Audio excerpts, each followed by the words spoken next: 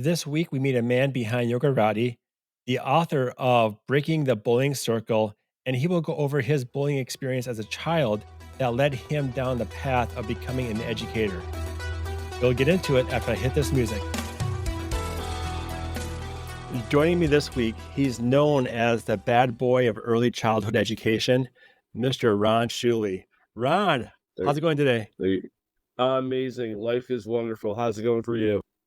It's going good up here. A little wet, but we're doing just fine.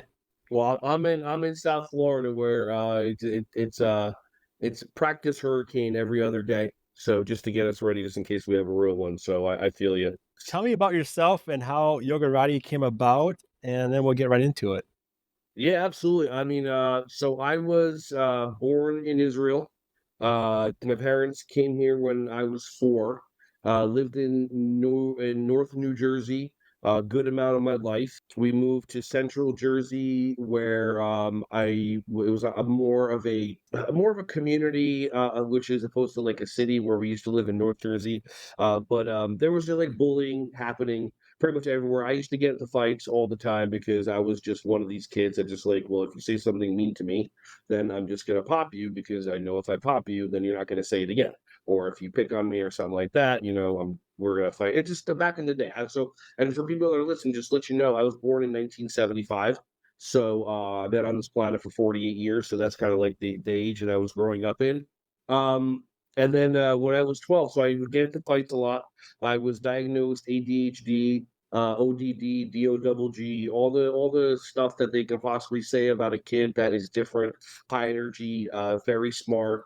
I would stare out the window in public school and dream about just doing things. Like at 12, I wanted to be a pro wrestler because I saw Hulk Hogan being interviewed by Mean Gene Okerlund, and I think I want to do this.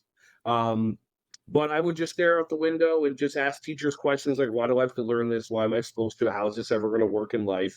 And, the traditional public school teachers, they would just tell you, just be quiet, sit down, learn this programming because, they don't have their own information. And then I was just getting kicked out of school, suspended a lot because I was bored. My parents said we're going to put you in a military academy, and I'm just like, oh, cool, awesome. I mean, my whole family is military, and everybody in Israel, you go high school, and then you have 6 month, 3 month break, and then you go join whichever branch of the military you're suited for based on how they test you. And I grew up watching GI Joe and Transformers, so I'm like, oh, this is awesome. I'm gonna love it to go. So we go to this place called Admiral Farragut in Tom's River, New Jersey. And they don't let you talk to your parents for 2 weeks. And I'm just like, oh, this is gonna be awesome, fun. And my dad's like, all right, have fun. My mom's have fun. This is at the Naval Academy. We are in the Navy, blah blah blah. Now, to give them a little leeway, they don't watch American movies. They never saw Full Metal Jacket. They never saw all these movies about how the old school American military was all about diminishing, destroying the psyche of the human being, and then building them back up in a platoon. Israeli military, my understanding, is different. You could be attacked at any point, so they just take what you have and they build on the skills instead of treating you like an animal and then building you up from there. So you're subordinate. Um, so I mean, by day one, I fell asleep. We got dressed up in our uniforms, costumes, whatever. And then 4 o'clock in the morning on Monday morning, they're smashing on my door. Get up, get up, get up, get up. And I do these talks in school, in conferences. I joke around like, "Wow, breakfast must be really early. This is awesome." They're letting me know they're knocking on the door. It's great. All jokes aside, 40 minutes later, we were outside rounded up on the field while it was raining.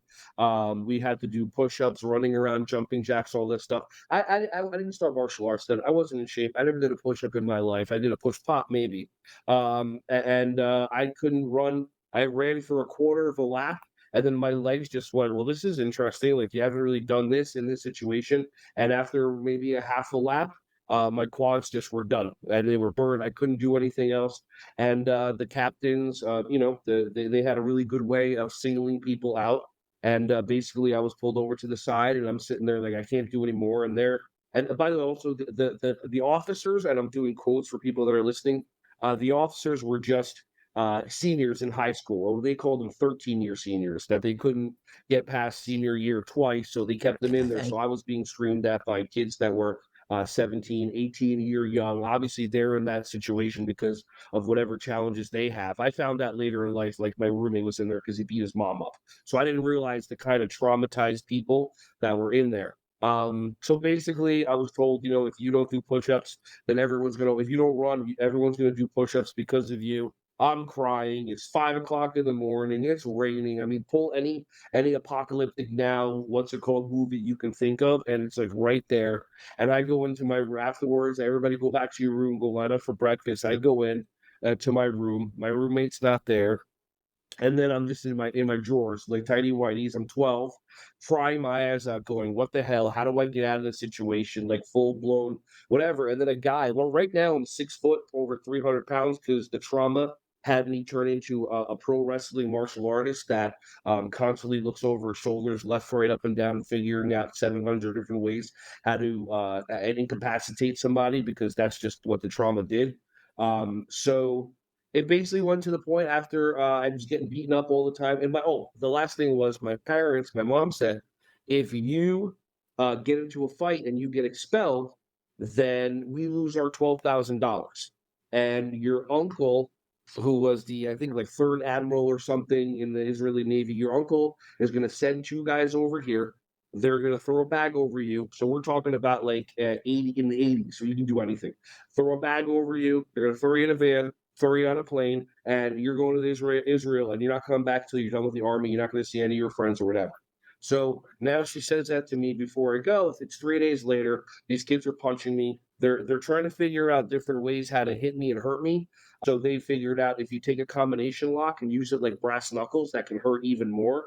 And I would just stand there raging with fists clenched, knowing the second I would throw one of the kids down the stairs, out the window, whatever, this and that, I'm done. Within a week, I'm gone if I don't end up going to juvie for tearing these kids' arms off. So 2 weeks go by, my parents come see me. My mom doesn't believe a word that I say about what's happening. She's like, "Why, you lost weight?" I'm like, "Yeah, I'm running away from people constantly." For 2 weeks. They leave. A week goes by. I get blamed for something I didn't do. They said, and then some kid comes up to me. It's like, "You're gonna get a blanket party," and I'm like, "Oh, I don't know what a blanket party is. I'm 12." One kid felt bad. He's like, "They're gonna beat the shit out of you tonight." And I'm sorry if I know people have never heard that word before, so some people might get triggered, but that's on them.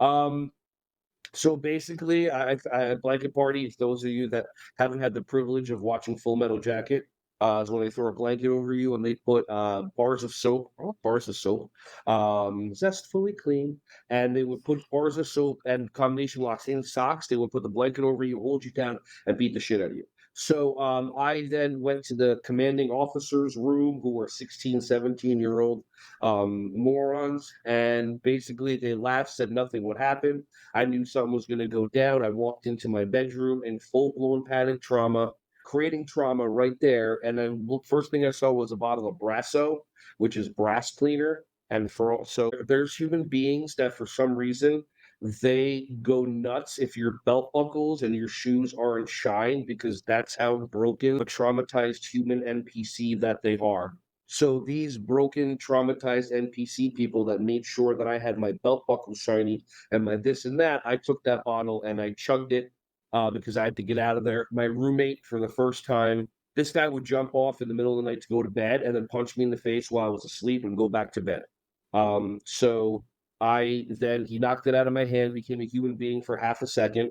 And then 20 minutes later, I'm in the ambulance, going to the hospital. And then finally, my parents realized that something was happening, something went on. And then my mom just goes nuts and she reaches out this and that. And within like a year later, so they start backtracking the school. A year later, they start letting girls in because they're losing whatever. And then eventually, Admiral Farragut moved to Louisiana, and I think they're still getting sued by people Wow. in New Jersey for all the trauma and stuff happening. And I could, for me, like I'm getting, even though I'm normally loving and happy and wonderful, if that place burnt down, that would be the possible best thing, so that other kids wouldn't have to deal with the things that pretty much happened. And then from there, I just remember being in the ambulance ride and saying to myself, someday I'm gonna have all the money in the world so I could find these two guys and kill them. And that programmed me for a good 13 years that money was the only thing that was important to me. And it turned me into what my sister called an absolute monster. And it was just, it was, and then I went to go learn martial arts. So, and then I went to back to my school. And the interesting part is, so, I'm gone for September. And then October, my mom didn't bring me back. She's like, all right, we'll bring you back to public school in November. So now all of a sudden that, all the people know, your friends know you.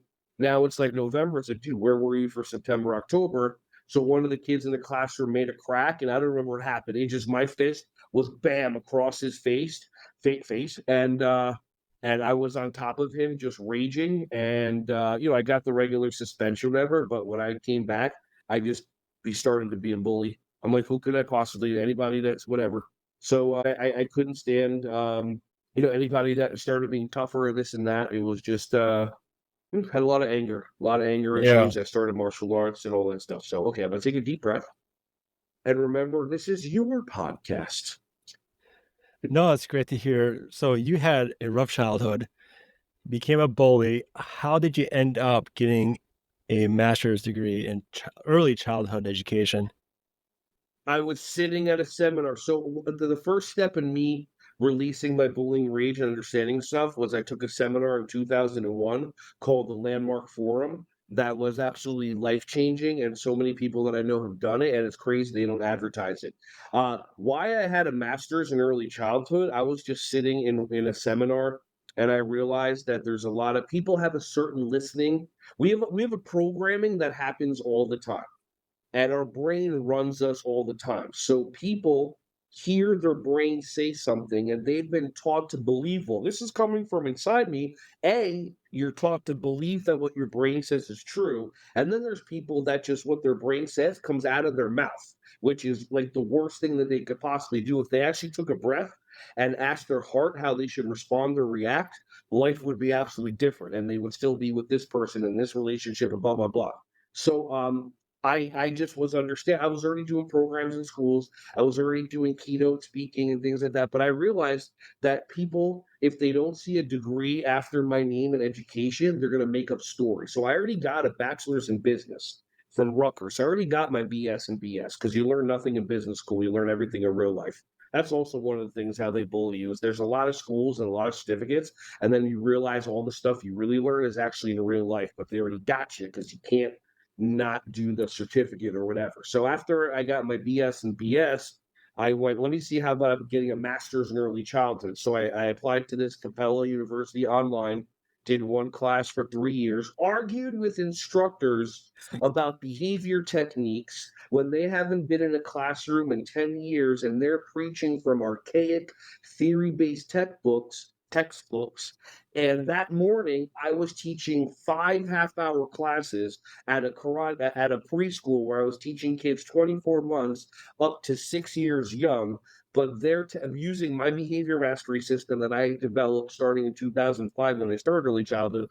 But they're busy being right, and their brain is so I learned what I learned in my master's degree was that a lot of the programming that happens in traditional bachelor's college also happens in master's, where they tell you how it is. But then there's not many opportunities where they actually take you to a school and say, practice this, practice this, practice that. Imagine running your dojo, and from white belt to black belt, you just hand them manuals, and you never throw a punch. You never have somebody snap and pull it back. You never have somebody get into a stance and feel grounding into the earth. You never do any of that stuff. What style do you teach? Just real quick. So we don't really have a style. So we're skills. So I'm based off of ITF Taekwondo is my original style. Okay.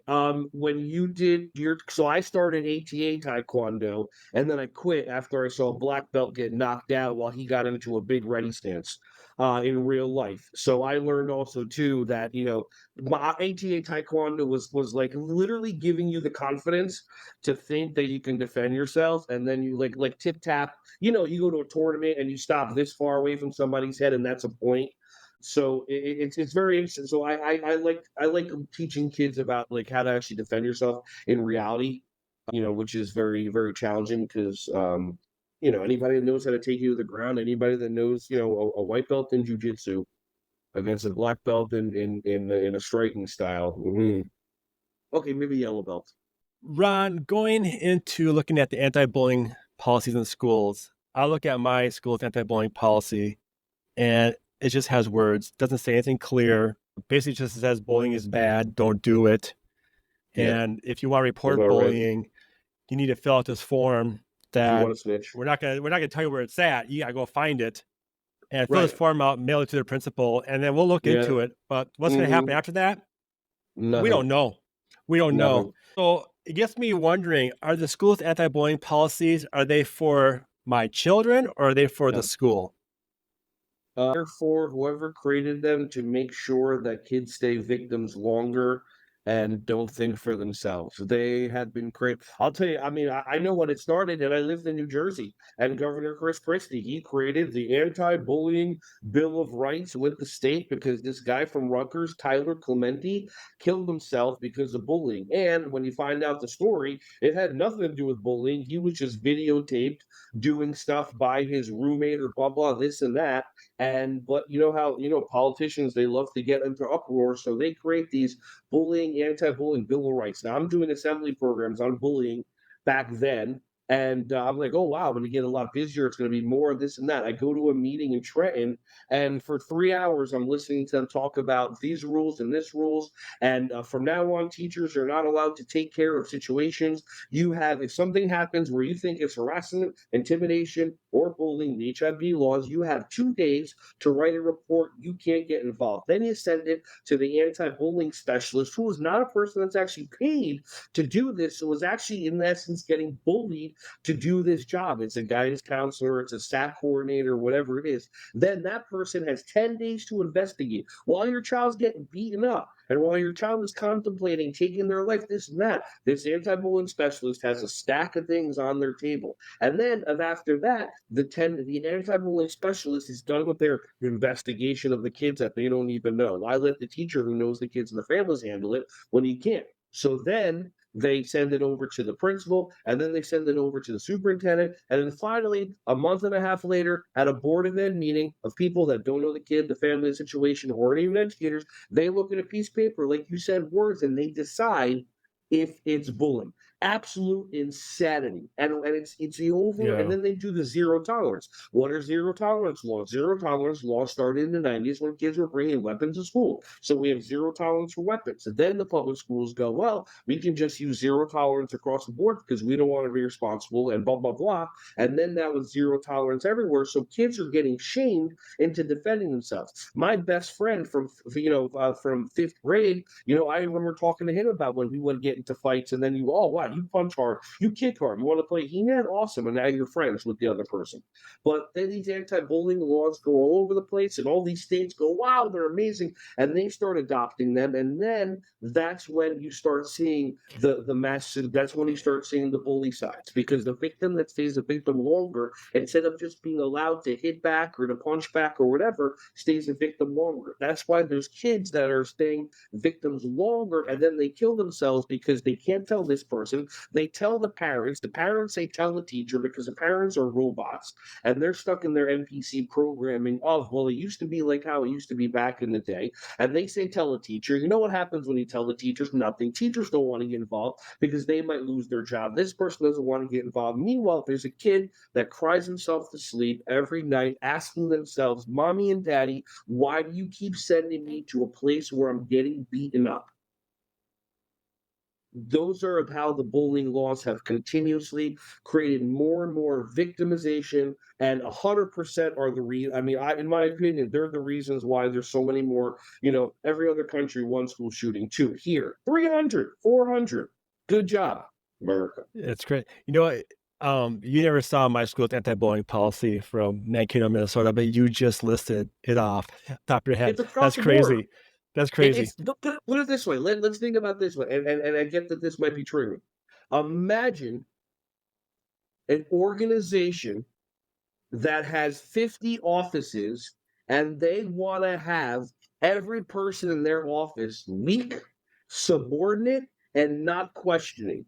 what would you do? Would you let people, if you were harassed in that office, would you let HR handle it, or would HR go, oh, whatever? And now you feel like a victim over and over and over and over, but you're going to the same job over and over and over. One corporation, 50 offices. The corporation wants everybody to be a victim and to be quiet and keep buying the cereals and do this and do that and don't talk back and go to college and get your degree and go to work and die. But I've been told by people that you can't change the bullying policies in schools. Correct. It's set by the state. Okay, that may be true, but you can Mhm. exceed them. You can make them better. You can have the states, but you say, okay, but with the states, we're going to do this, this, and this, and this, though. I mean, why can't you have a clear, defined anti-bullying policy? Why can't kids report bullying with ease? Because as a parent, you think going to a teacher that is reporting bullying, but it's not. You look at the school policy. Nope, that's called a complaint. You have to That's go called through all tattling these on your hoops. that's called tattling Yeah, on yourself. Right, it's called ratting yourself out and putting yourself as a target. Instead of handling it in the hallway or handling it in the bathroom or handling it behind the fence like you're supposed to. I mean, that's listen, there's reality and schools are about teaching kids about reality. I just every person I talk to, I say, listen, if these kids weren't 7 and if they're 19 and this was happening, what would you do and what would the situation be? And that's how I teach kids how to deal with life. yeah. And I don't envy you. I don't envy you because you're going on the school board and then you're going against the powers that be. So that means the superintendent and the principal. I mean, listen, there is a possibility. There is a possibility that there are human beings that still operate within their heart and want to like you want to get in and you want to save it as long as you don't get sucked into the world where it's I don't know if you watch Stranger Things, you're in the upside down Yeah, done and this yeah. and that, somebody just whatever. But if you can do that, that's awesome. But then that would also be getting a superintendent that's going to go against their thing. And if you can find people that care more about their kids than their jobs, then that's amazing. But that's the hardest part to do, The which the is what hard part though, because yeah, yeah. bullying takes away money from the school. If there's high reports of bullying in the schools get no money because kids Yeah, but who's leave. gonna report it? Who's gonna report it? Parents don't leave, but if we make bullying reporting easier Mhm, for kids at schools, I mean that mhm. gets tracked. That gets tracked. By who? That's going to make that Third school part look bad. third hold on, it does it get tracked by third party? Gets tracked by the state here. Well, there you go, it's handled, the people of the state. Well, They they'll don't do nothing definitely with rat it. on themselves if there's bullying. There was in New Jersey, there bullying policies, you have to give yourself a score. And they give you how do they track the bullying? It's a self-assessment score. So you What? rate yourself if there's bullying or not. And what do you think these schools are gonna do? This is it's so inside the same system. That's why I'm such an advocate for homeschooling. You want to save your kid, get your kids out of school. Micro schools, world schooling. There's Acton Academy. They're all over the country. One teacher, 10 kids. Oh, good for you for When I doing was what you're doing, man. Yeah, also a local small business owner, so this could go two ways for me. It could be really good or it could be really bad. So, but I'm like, I'm gonna do my best here. It'll So, probably help your but business, and it'll definitely it be might. well. It'll be good for your heart. It'll be good for kids to see that somebody's standing up. And then I would just say, because you're dealing with the powers that be, have a backup or three. Think of this think of this like you're a spy, and there's information you have to get in, and there's people that are constantly working against you. Well, the best thing about being a school board is usually mostly all public information. If I'm having trouble getting something passed, I will just let the community know. This fall, I have a bunch of Good, videos coming out that I've been watching school board meetings. I was watching school board meetings just to kind of learn the structure of the meetings right? and kind of understand how schools operate.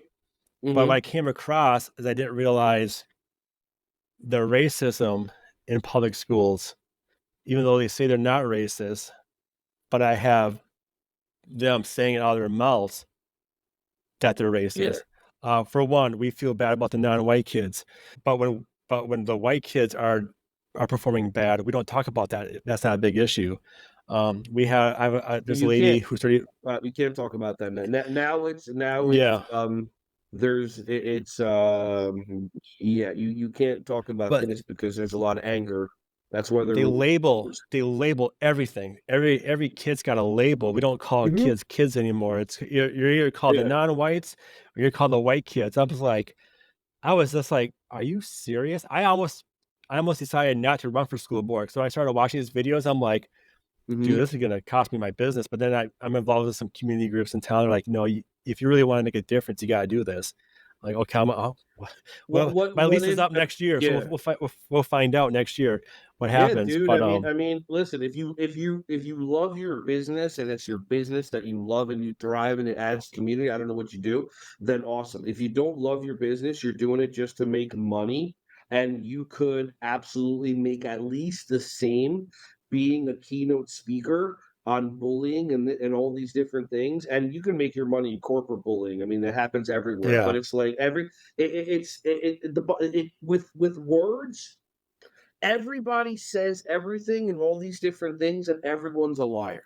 Especially the more like I joke around about that I don't do anything politically correct.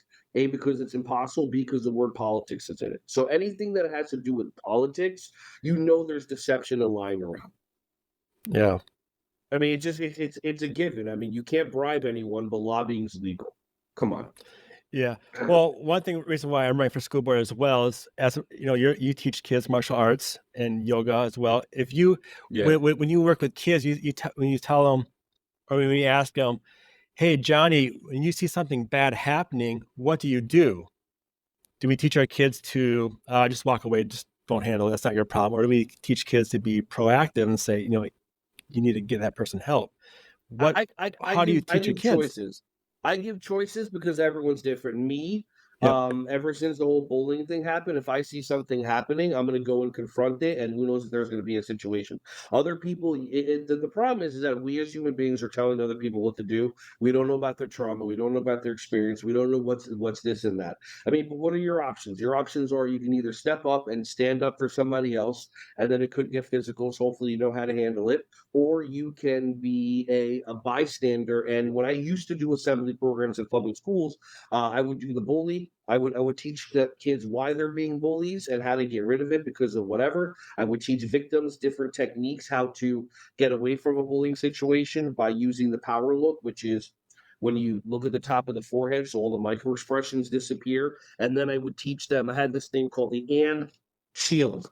Captain America's people made it for me, and I would teach the kids how to say "and." I have all this stuff. I'm actually. It's funny that you're calling breaking the bullying because my website and my book is called Breaking the Bullying Circle. So and it's just, and I've like 90 subscribers because nobody really cares about stopping bullying.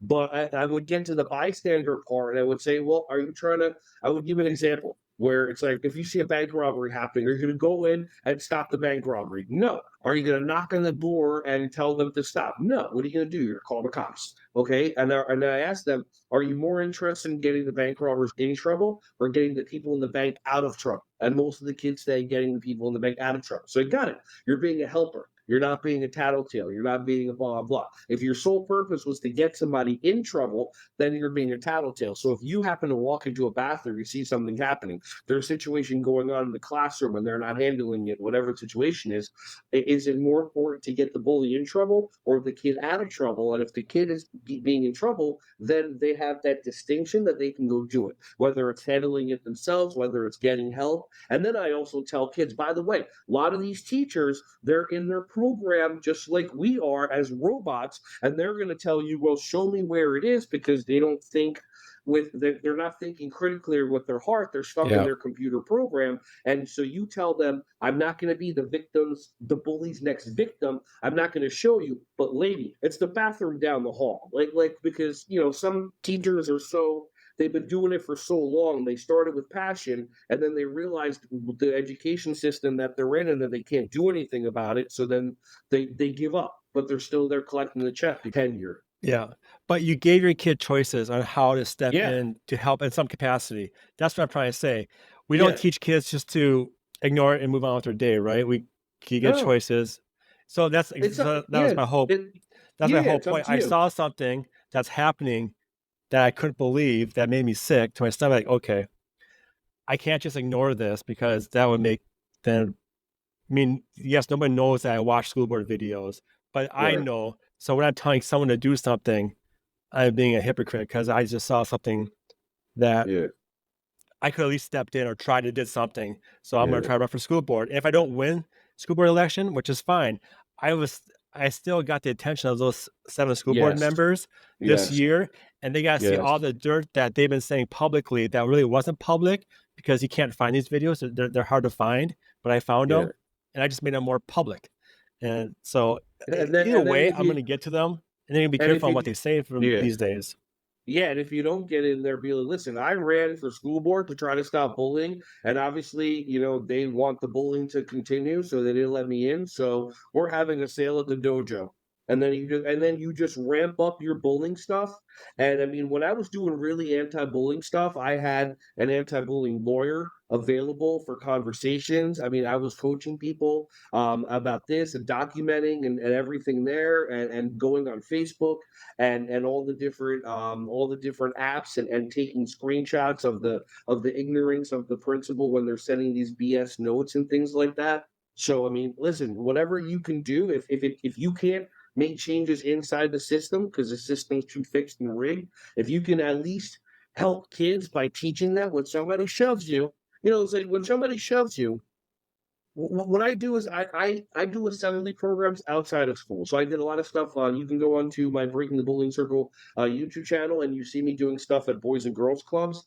And I have conversations where I tell the kids, I want you to have a conversation with mom and dad, and I want you to ask them 4 questions. And then I would send something home with the parent, with the staff there. Hopefully, you got it. And the 4 questions I had the kids ask was, "What do you want to do if somebody's making fun of me?" Which the parent automatically program spits out, tell the teacher, blah, blah, blah. I wouldn't. I'd say, tell me and tell me who the kid is and blah, blah, blah. But that's me.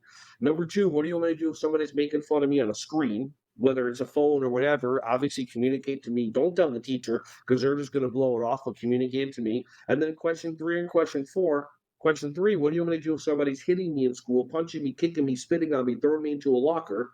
And then what do you want me to do if somebody's doing this outside of school? Because I have met parents that they think the public school system is so wonderful that you never fight back. But if it's happening on a playground, on the soccer field, then you're allowed to defend themselves. But when the Yeah. kids ask the parents, what do you want me to do if somebody's hitting me? And when the parent goes, put your hands up, and I tell the parent, don't just say defend yourself, stand up for yourself. What the heck does that mean? No, put your hands up. If somebody comes at you, you block, you take them, you do this, you do that, whatever. I have a song that I actually had made. It's a cartoon. It's called If You Want to Stop a Bully. And people can find it on YouTube. And I teach if you want to stop a bully, do a block. And then the next part, if you want to stop a bully, do a kick. Hammer fist on the nose to everyone that shows that you'll never ever get bullied again. And I got heat for it, but I don't care because I want these kids to be safe when they're 6, be safe when they're 10, be safe when they're 15. I don't want a victim mentality in any children whatsoever. So if I teach them, have a conversation with mom and dad,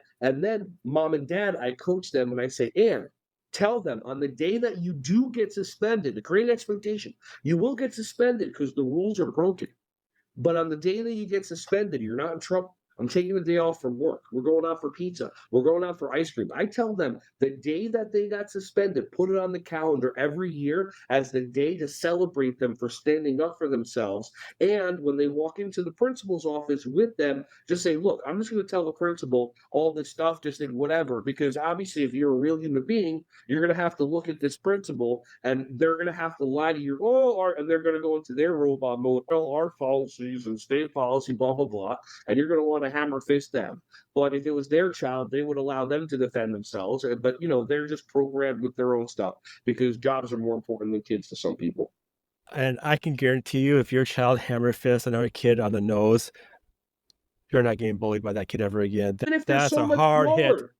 But you know it too. I mean, I got hammer fisted on the nose by one of my 3-year young kids during a board breaking because I wasn't paying attention. And a 3-year kid, you know how it is. Doesn't matter the size of the person. Hammer fist on the nose, the eyes tear up. It's a freezing motion, and that person, that bully, looks at you and goes, "You're legit." And I don't teach all these. Listen, when I used to teach martial arts, hammer fist, inverted hammer fist, out of hammer fist, elbows, stripes, knife, spear hand, all this and that. When it comes to the bullying stuff, it's just stomps, like kicks with the bottom of your foot to keep them out, blocks, put your hands up to defend yourself, and then any opportunity, I don't want any kids breaking their little metacarpals on somebody's nose. It's just bam, and go bam, bam, bam, bam, bam, bam, bam, bam. Just keep on hammer fisting until that person's down. Enjoy 2 days of suspension. Come back to a parade. And that's what's sad about these anti-bullying policies. Because if you want your child to end bullying, that's pretty much Yeah. what it takes these days for it to stop. I had Right. a student last, not this last year, not this past school year, but last year. Yeah. She got punched in the stomach because the boy wanted her to scream like a girl, and she didn't want to. She didn't want to scream, so the boy punched her in the stomach on the playground. She went looking for help to find a teacher or the recess aide. Couldn't find any help, so the kid kept following her. So she turned around, Stalking. round kicked this kid in the face. Guess Yeah. who got in trouble? The Guess who girl. got in trouble? The girl Good. who did a round kick Good. to his face. With And the school got wanted got her in trouble to by the apologize to him. school? Yeah, by the By the school. right, well, what do the parents do? Good job? Oh, yeah, parents are proud. Good, Parents are good. proud. Who cares? Who cares? There's no Yeah. permanent record. All that stuff that they do to give you fear and fear and fear. Who cares? Great, I got in trouble. Why would you care about getting in trouble by a bunch of idiots? Why would you care? That's like if somebody like beneath you said, "Well, how dare you do that?" It's like because this is what I wanted to do and I want to keep myself safe. That's like the people that I know somebody, what's it called? I know one of my friends, he's a wrestler. He did not listen to the people in the staircases when they said, "Stay here, you'll be safe." And when he ran out of those freaking towers and got covered in soot or whatever the thing is, dude, don't listen to anybody that is telling you that wouldn't do that same exact thing. It's absolutely nuts. Oh, hashtag homeschool. So, Ron, we're getting closer to time here. Mhm. How can people find you? Do you really want to find me? I'm just gonna get you more We want, upset. No, I'm yes. teasing. I'm teasing. I'm teasing. If you want to find me, go to my website, ronspeak.com, RONSPEAK.com. And if you type in also breakingthebullyingcircle.com, I believe it takes you to my YouTube channel where you can see tons of, not tons, a lot of assembly programs. And you'll see the last assembly programs that I did when I have kids going, "Why do I get in trouble for standing up for myself? Why do I get in trouble when I put my hands up to defend myself?" And then I look at the principal going, "Can you tell her while she gets in trouble?" And so I mean, after that, I had that happen a bunch of times. I'm like, "So your school tells you that you're not allowed to defend yourself?" Oh, and the kids are like, "Yeah," and I'm doing it right in front of principals and right. So, and I have these videos on there because it just, these people are disgusting, allowing this victimization to happen, and they're behind it. Awesome. Ron, I want to thank you for coming on today. I appreciate you reaching out. Hopefully, I only triggered people 500 times instead of the usual 1,000. And for myself, you can always find us at our very own website, which is www.breakingbullying.com. You can also reach out to us at our email address. If you have a story of your own bullying to share, or for whatever reason you want to get a hold of us, our email address is breakbullyinghere@gmail.com. Now, if you're a victim of bullying and you don't know where to turn, there is online resources to help you. The first is the government's very own anti-bullying website, and the address is www.stopbullying.gov. And other online resource is www.pacer.org/bullying. Now, if you have had thoughts of suicide or of self-harm, we implore you to stop. Reach out to the National Suicide Hotline. That number is very simple. It's 988. I'm Tim Flynn, and thank you for listening, and we will be back next week to continue the conversation to break the silence on bullying.